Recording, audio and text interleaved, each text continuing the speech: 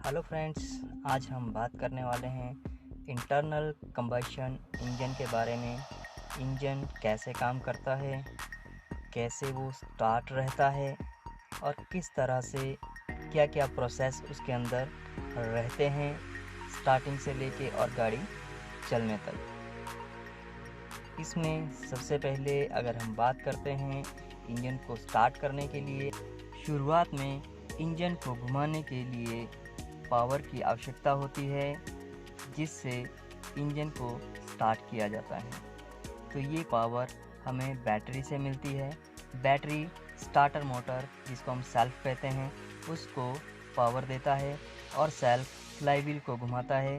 Flywheel से crankshaft जुड़ी होती है और क्रैंकशाफ्ट से पिस्टन जुड़े होते हैं और पिस्टन जो है सिलेंडर के अंदर मूव करते हैं जिसमें पावर पैदा होती है, जिसके बारे में हम आज डिस्कशन करेंगे।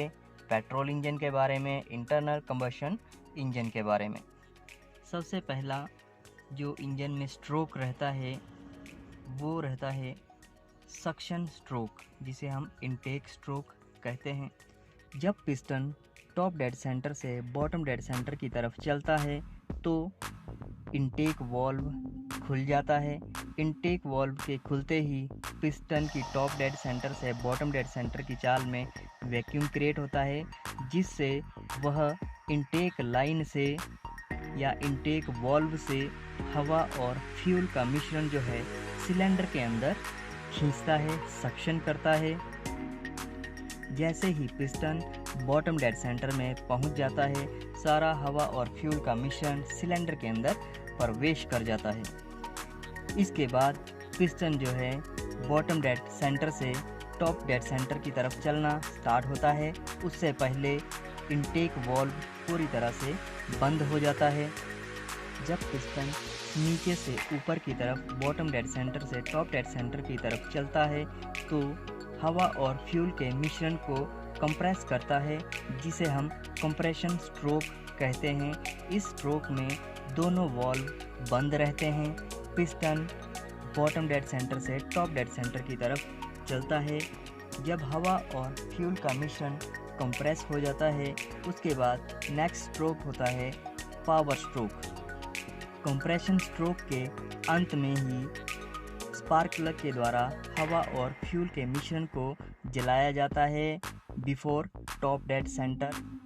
जैसे ही फ्यूल जलता है, उसमें आग लगती है, उस दौरान उसमें से गैसें निकलती है और उन गैसों को जैसे ही फैलने के लिए जगह चाहिए होती है, उनको एक्सपेंशन चाहिए होती है, तो वो गैस जो है पिस्टन को टॉप डेड सेंटर से बॉटम डेड सेंटर की तरफ धकेल देती है, क्योंकि इस स्ट्रोक में भी दोनों वाल्व पूरी तरह से बंद रहते हैं, कंप्रेशन स्ट्रोक में भी और पावर स्ट्रोक में भी। तो पावर स्ट्रोक में जैसे ही स्पार्क प्लग के द्वारा फ्यूल में आग लगती है तो पिस्टन टॉप डेड सेंटर से बॉटम डेड सेंटर की तरफ मूव करता है। इस बार जो ये पिस्टन टॉप डेड सेंटर से बॉटम डेड सेंटर की तरफ गया है, उसे फ्यूल के जलने से जो गैसें निकली है उन्होंने पिस्टन को नीचे की तरफ को ढकेला है, जिसे हम पावर कहते हैं। और इसी पावर से कनेक्टिंग रॉड के द्वारा जो है क्रैंकशाफ्ट को मूवमेंट मिलती है, क्रैंकशाफ्ट को घुमाया जाता है और जैसे ही ये गैसें इंक्रीज होकर पिस्टन को नीचे की तरफ को धकेलती है तो पिस्टन दोबारा से बॉटम डेड सेंटर पे पहुंच जाता है। अब इसके बाद इसके अंदर सिर्फ जली हुई गैस रह जाती है।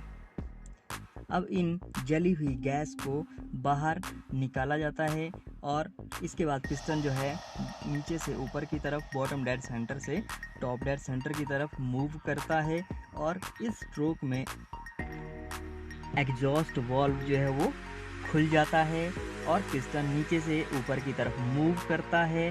मूव करने पे वो सारी जो जली हुई गैस अब सिलेंडर के अंदर बची है, वो सभी गैस को एग्जॉस्ट वाल्व के रास्ते से यानी कि साइलेंसर के रास्ते से उसे बाहर निकाल देता है। जली हुई गैस अब साइलेंसर के रास्ते से बाहर निकल गई है। जैसे ही पिस्टन टॉप डेड सेंटर पे पहुंच जाता है तो एग्जॉस्ट वाल्व दोबारा से बंद हो जाता है। पिस्टन टॉप डेड सेंटर के बाद पहुंचने के बाद अब फिर से नीचे की तरफ मूव करेगा। तो दोस्तों दोबारा से वही प्रोसेस अब स्टार्ट होगा। सक्शन एयर फ्यूल का मिक्सचर सिलेंडर के अंदर आएगा, इनटेक वाल्व अब दोबारा से खुल जाएगा और ये प्रोसेस जो है इसी तरह से चलता रहता है और इंजन इससे स्टार्ट रहता है और इसी इंजन से, इसी की पावर से जो है इंजन को या कार को जो है वो आगे चलाया जाता है।